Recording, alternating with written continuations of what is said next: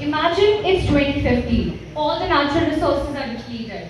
Human civilization has been compromised, and war has been going on for a single drop of water.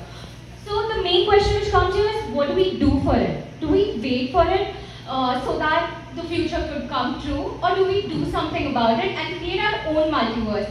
As they said that we all love chickens. How many of y'all love chicken nuggets here?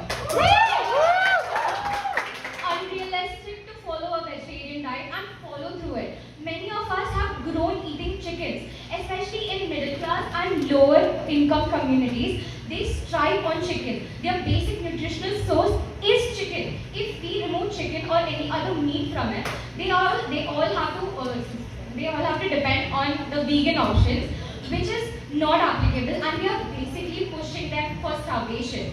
Also, chicken has vitamin D3 in it, which is found only in meat, and it is not present in any of the plant forms.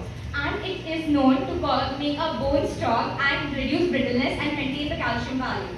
Also, it is found that 20% risk of stroke is only found in those who consume vegan option rather than meat. So do you think it will be ideal to lose our bones capacity to fight back and everything just because we are opting for a greener thing?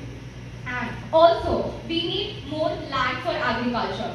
I mean, the population is 9.6 billion. We are urbanizing so that we can live. If there is no place to live and we have a food option, why shift? So I strongly suggest that we should not go vegan or vegetarian or a plant-based diet. Instead of that, we should go for a balanced one where meat has a significant value. So I strongly suggest that vegetarianism cannot and will not prevent global warming.